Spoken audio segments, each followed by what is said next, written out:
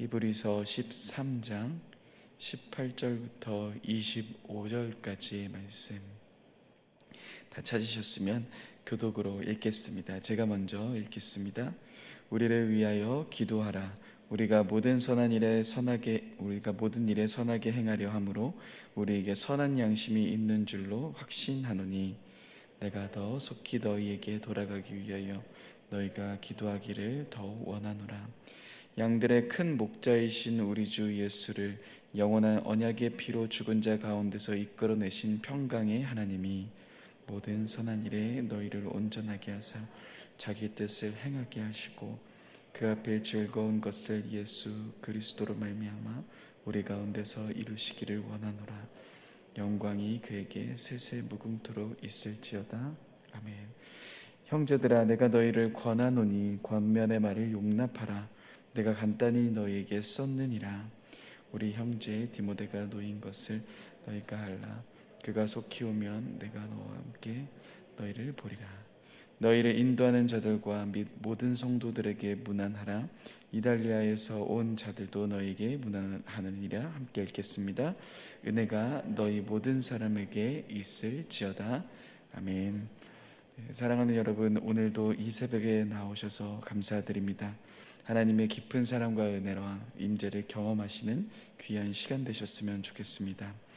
오늘 말씀은 이제 히브리서 마지막 부분에 해당하는 말씀입니다.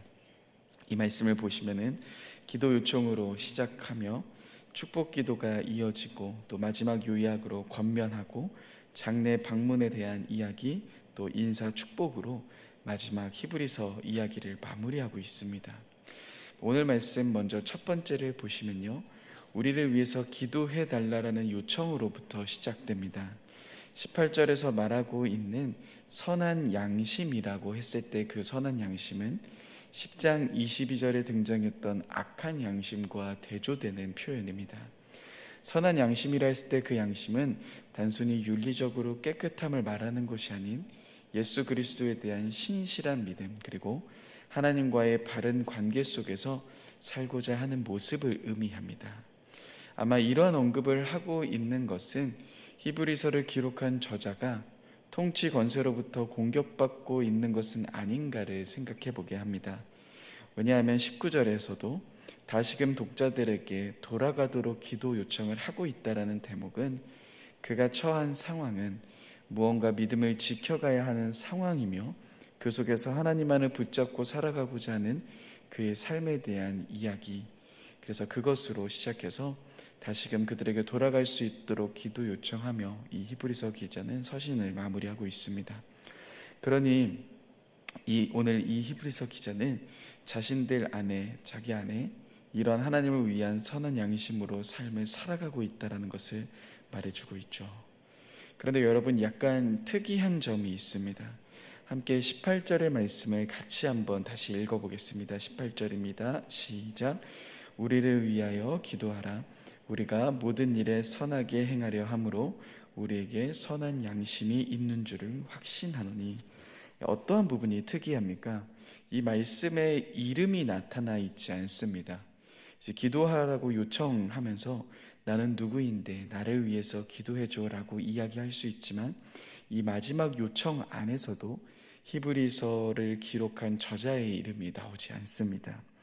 그래서 우리는 이 히브리서를 누가 기록했는지를 모릅니다. 다만 우리를 위해서 기도해달라는 요청만 나와 있죠. 이러한 표현은 그만큼 이 히브리서를 기록한 저자와 이 편지를 받고 있는 사람들 사이가 가깝다라는 것을 나타내 줍니다. 저도 힘든 것을 잘 표현하지 않는 성격입니다. 항상 혼자서 힘들어하고 혼자서 시간들을 보내고 하는 것이 익숙한데요, 결혼하면서 이제 아내에게 제 고민들과 제 어려움들을 자주 토로합니다. 무언가 중요한 순간이 있거나 또 설교하러 가거나 꼭 아내에게 기도 부탁을 하곤 합니다. 이처럼 우리의 삶 가운데 누군가에게 기도를 부탁한다는 것은 그만큼 그 사람과의 가까운 친밀함이 전제되어 있다는 것을 말해줍니다. 또한 히브리서 말씀을 쭉 보시다 보면은 히브리서 저자가 기본적으로 이들을 신뢰하고 있다는 것을 알 수 있습니다. 예를 들어 히브리서 6장 9절의 말씀에 그들을 보면서 사랑하는 자들이라고 표현을 하기도 하고요. 히브리서 10장 32절은 그들이 빚받은 후에 고난의 큰 싸움을 견뎌냈던 것을 이야기하면서 분명 강한 어조로 이야기할 때도 있지만 그 안에 히브리서 저자는 독자들을 향한 기본적인 신뢰를 있다라는 것을 우리는 알 수 있습니다. 어쩌면 그렇게 자신을 위해 기도해달라고 요청을 할 수 있었을 겁니다. 그리고 오늘 말씀은 이제 그들을 향한 축복 기도로 이어집니다. 함께 20절, 21절 조금 긴 말씀인데요. 같이 한번 20절, 21절을 읽어보겠습니다. 시작. 양들의 큰 목자이신 우리 주 예수를 영원한 언약의 피로 죽은 자 가운데서 이끌어내신 평강의 하나님이 모든 선한 일에 너희를 온전하게 하사 자기 뜻을 행하게 하시고 그 앞에 즐거운 것을 예수 그리스도로 말미암아 우리 가운데서 이루시기를 원하노라. 영광이 그에게 세세 무궁토록 있을지어다. 아멘. 이제 초점은 하나님께 맞추며 하나님께 기도하고 있는 모습입니다. 그 내용은 히브리서 앞부분에서 그가 중요하게 이야기했던 이야기들을 떠올리게 만듭니다. 마치 구약의 제사장이 이스라엘 향해서 축복 기도를 하는 것처럼 저자는 그들을 위해서 기도하고 있습니다. 먼저 첫 번째 20절 상반절에 등장하는 예수님을 이렇게 소개합니다. 양들의 큰 목자이신 예수님. 특별히 구약 성경에서 하나님은 모세를 이스라엘의 목자 삼아 그들을 애굽에서 해방시키셨다라는 표현을 사용하십니다. 또한 목자로서 예수님의 역할은 에스겔 34장 23절에 메시아에 대한 예언을 하면서 기록을 했습니다. 제가 한번 에스겔 34장 23절을 읽어드리겠습니다. 내가 한 목자를 그들 위에 세워 먹이게 하리니 그는 내 종 다윗이라. 그가 그들을 먹이고 그들의 목자가 되리라. 이 에스겔의 말씀처럼 한 목자를 세워 그들을 먹이시겠다라고 말씀하십니다. 그리고 예수님은 실제로 우리를 위해 자신을 희생하십니다. 자신의 몸을 우리를 위해서 주십니다. 요한복음 10장의 말씀을 빌리면 우리를 위해 자기 목숨을 버리시며 우리를 끝까지 돌봐주시고 우리를 인도하시고 우리를 먹이실 것에 대한 이야기를 하십니다. 아마 히브리서 저자 역시도 이러한 배경으로 우리의 목자이신 예수님에 대한 이야기를 다시금 꺼내며 기도하는 것 같습니다. 20절 상반절에 목자이신 예수님에 대한 이야기를 한 후에 언약의 피로라고 말하며 예수님이 십자가에 흘리신 피에 대한 이야기를 또다시 하고 있죠. 여러분, 특별히 목자가 양을 치는 과정을 보시면 목자가 양들 앞에 가서 인도하는 것을 보게 됩니다. 양들이 앞서가고 목자가 뒤에서 쫓아가는 그림이 아닌 양들의 앞에 가서 양들을 인도하는 목자의 모습을 보게 됩니다. 그리고 예수님은 우리의 선한 목자로서 우리가 걸어가야 할 길을 앞서 걸어가시죠. 그리고 바로 우리는 그 예수님이 걸어가신 길을 따라가는 자들입니다. 특별히 히브리서 말씀을 가만히 보다 보면 예수님이 앞서 들어가신 정말 중요한 장소가 나옵니다. 바로 지성소라고 합니다. 우리는 다시금 기억해 봐야 합니다. 예수님이 선발대로, 예수님이 선구자로 우리를 위해 앞서 휘장 안으로 들어가십니다. 그리고 우리 역시도 그 예수님이 걸어가신 휘장 넘어 하나님을 만나는 그 자리 앞으로 나아가야 합니다. 오늘 우리는 그 하나님과 만나는 자리 앞으로 나왔습니다. 그렇기에 우리는 내가 걸어가고자 하는, 내가 원하는 길을 가는 것이 아닌 그 길을 멈춰서고 하나님이 걸어가신, 예수님이 우리 앞서 걸어가신 그 휘장 넘어 하나님을 만나는 그 자리 앞으로 우리는 나아가야 합니다. 가끔 우리의 신앙생활은 내가 원하고 바라는 것이 있고 하나님이 그 원하는 바를 이루어 주시도록 요구할 때가 많습니다. 그러나 여러분, 예수님이 우리의 선한 목자이십니다. 양들은 목자의 음성을 듣고 목자를 뒤따라가는 자들입니다. 우리가 기억해야 할 정말 중요한 것은 예수님이 걸어가신 그 길을 기억하며 예수님만을 바라보며 우리는 예수님의 길을 따라가야 한다는 겁니다. 파파기도라는 책을 쓴 레리 크랩은 이러한 이야기를 우리들에게 던져줍니다. 많은 사람의 기도는 간청으로부터 출발한다고 합니다. 그러니 내게 무엇이 필요한 게 있어서 하나님께 기도하고 요구하고 하나님 이것을 이루어주세요라고 이야기하는 것으로 대부분의 사람들의 기도는 시작한다라고 이야기합니다. 그리고 정말 중요한 관계로서의 기도, 하나님과 관계에 맺는 기도는 가장 뒤에 한다라고 이야기합니다. 그러나 그는 이렇게 이야기합니다. 우리의 기도의 핵심은, 우리의 신앙생활의 핵심은 간청이 먼저가 아니다. 내가 무엇이 필요하고 내가 무엇을 원한다, 이 요구사항이 먼저가 아닌 하나님과의 관계로부터 출발해야 한다라고 말해줍니다. 하나님과의 관계, 그것이 우리의 기도의 중심이어야 되고 우리의 첫 시작이 되어야 되고 우리의 신앙의 가장 귀한 중심에 있어야 된다는 겁니다. 여러분, 하나님과 나와의 관계는 어떠하십니까? 앞서 가신 예수님이 우리들에게 보여주신 그 화평의 길을 따라 하나님과 만나는 자리 앞으로 걸어가고 계십니까? 혹시나 아니면 하나님과의 관계는 생각하지 않은 채, 잠시 제쳐둔 채 무언가 내가 원하는 바를 요구하고만 있진 않으십니까? 우리는 다시금 하나님과의 만남 앞으로 더 깊이 나아가야 합니다. 하나님과의 깊은 교제의 자리로, 하나님과의 더 깊은 만남의 자리 앞으로 나아가야 합니다. 오늘도 이런 걸음을 회복하시는 저와 여러분들이 되셨으면 좋겠습니다. 그런 다음 이 말씀은 예수님의 부활을 강조합니다.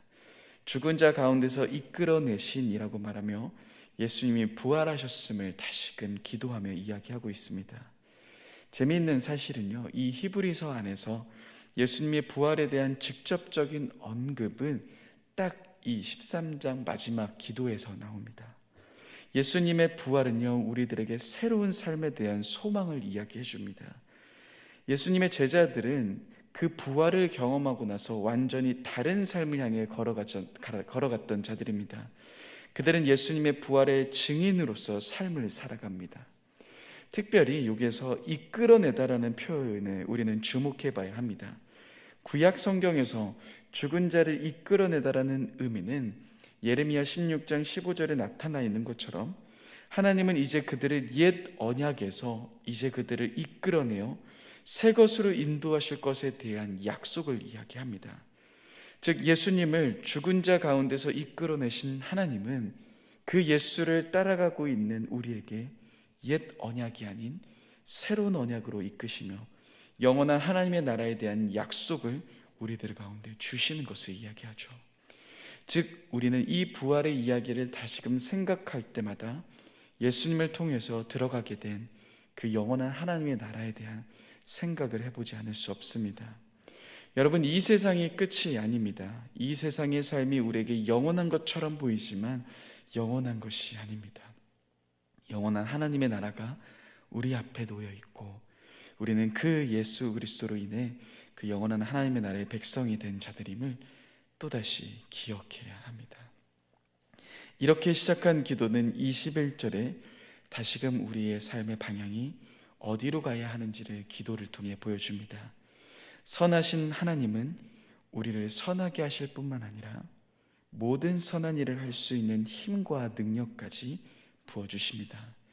하나님이 하나님의 뜻을 행할 수 있도록 공동체를 준비시키실 것이다라는 이 히브리서 저자의 기도는 또다시 우리가 누구를 붙잡고 나아가야 하는지를 분명하게 알려줍니다. 여러분, 선한 일을 할 수 있는 이유는 무엇입니까? 그것은 우리가 힘이 있어서가 아닙니다. 이전 말씀에 나오는 선을 행함과 가진 것을 나눠주는 이러한 삶 역시도 우리가 가지고 있는 마음으로 할 수 있을까요? 쉽지 않습니다. 우리는 계속해서 나만을 바라보며 삶을 살아가고자 합니다. 잠시라도 마음을 놓칠 때 또다시 나를 위해 살아가고 있는 연약한 우리들을 발견하게 됩니다. 또한 내가 무엇인가 주었다면 그대로 받고 싶어하는 그런 이기적인 마음을 갖고 있는 우리들의 모습입니다. 그러나 히브리서 기자는 우리들에게 분명하게 이렇게 말해줍니다. 우리에게 온갖 좋은 일에 어울리게 우리에게 힘주시는 하나님이 있다라고 말이죠. 하나님이 자신의 뜻을 행하도록 우리를 도와주실 것이다라고 말합니다. 즉 우리는 나의 삶 속에서 그 하나님을 의지하고 그 하나님을 붙잡는 삶을 살아가는 겁니다. 그것이 우리가 이 땅에서 살아가야 하는 정말 중요하고 놀라운 삶이라는 겁니다. 또한 그는 이렇게 이야기합니다. 하나님이 기뻐하신 바를 이루시기를. 이 기쁘시기 하는 바는 앞에서 히브리서 12장 28절에 나오는 부분이기도 합니다. 하나님만을 섬기며 하나님만을 기쁘게 예배하는 자가 되라라는 이 부르심, 세상의 우상과 세상이 따라가는 것을 따라가지 않고 하나님을 배척하고 배교하는 것이 아닌 오직 하나님만을 섬기며 예배하라는 그 부르심, 또한 바로 어제 보았던 9절에서 나오는 하나님이 정말 원하시는 제사, 16절에 나오는 하나님 사랑을 실천하는 이 제사, 그 이야기로 이어지기 시작합니다. 즉 하나님을 예배하며 섬기며 나아가는 우리들은 또한 내가 받은 그 하나님과 사랑을, 그 하나님의 은혜를 공동체에게 또한 필요한 사람에게 나누는 그 선을 행하는 자리 앞으로 나아가야 한다라는 거죠. 그런데 이것 역시도 바로 하나님을 만나고 하나님의 사랑 앞에서 우리가 그 사랑을 경험할 때 그 일들이 가능하다라는 것을 보게 됩니다. 9절 말씀에 나오는 것처럼 은혜로서 굳건하게 입은 자들이 그 일들을 할 수 있게 됩니다. 우리의 능력이 있어서가 아닌, 우리의 마음이 넓어서가 아닌, 오직 우리를 굳건하게 하시는, 우리에게 넘치는 사랑과 은혜를 부어주시는 하나님이 계시기에 그 사랑과 은혜를 경험한 우리이기에 그러한 선한 행동이 가능하다는 것을 우리는 기억해야 합니다. 그리고 오늘 말씀 마지막, 이 히브리서 마지막 부분은 우리에게 이렇게 이야기해 줍니다. 한번 25절의 말씀을 같이 한번 읽어보겠습니다. 시작. 은혜가 너희 모든 사람에게 있을지어다. 은혜가 너희 모든 사람에게 있을지어다. 하나님의 은혜 아니면 우리는 살아갈 수 없는 자들입니다. 하나님의 은혜가 아니면 우리는 단 한 명도 사랑할 수 없는 연약한 우리들입니다. 그런데 그 하나님의 은혜로 우리에게 주신 엄청난 이야기들이 이 히브리서 안에 나옵니다. 예수 그리스도를 통해서 열어두신 그 놀라운 화평의 길, 하나님과 만날 수 있는 그 엄청난 길, 은혜의 보좌 앞으로 우리가 담대히 나아가 그 하나님과 함께 사랑을 누리며 하나님의 은혜를 경험할 수 있는 놀라운 특권을 누리고 있는 바로 그러한 자들이 우리입니다. 하나님의 은혜로서 우리는 살아갈 수 있는 자들입니다. 이미 우리에게 주신 놀라운 은혜가 있음을 우리는 다시금 기억해야 됩니다. 그 은혜를 경험하기 시작할 때, 그 은혜 앞에 우리가 나아가기 시작할 때 우리는 그 은혜를 실천하는 삶을 살아갈 수 있게 됩니다. 히브리서의 말씀을 함께 묵상하며 또한 새벽마다 주일마다 읽고 온 우리들은 다시금 은혜라는 이 하나님의 마지막 말씀 앞에 우리는 멈춰서게 됩니다. 여러분, 모든 것이 주님의 은혜입니다. 그 주님의 놀라운 은혜를 다시금 붙잡고 오늘 하루도 담대히 살아가시는 저와 여러분들이 되셨으면 좋겠습니다. 함께 기도하겠습니다. 사랑하는 하나님, 모든 것이 하나님의 은혜임을 다시금 기억합니다. 예수 그리스도를 통한 그 엄청난 하나님의 은혜와 사랑들을 우리가 또다시 기억합니다. 오늘도 우리 앞에 주어진 그 하나님, 그 하나님의 은혜를 풍성히 누리며 그 사랑 앞으로 나아가는 우리가 될 수 있도록 인도하여 주옵소서. 또한 그 하나님의 은혜를, 그 넘치는 하나님의 사랑을 우리가 실천하며 우리가 그 사랑을 나타내 보이는 귀한 우리가 될 수 있도록 주님 인도하여 주옵소서. 우리를 사랑하신 주님 감사합니다. 우리에게 모든 것 주신 주님 감사합니다. 더욱더 깊이 주님만을 바라보며 나아가는 우리가 될 수 있도록 주님 인도하여 주옵소서. 감사합니다. 사랑합니다. 귀하신 예수님의 이름으로 기도드립니다. 아멘.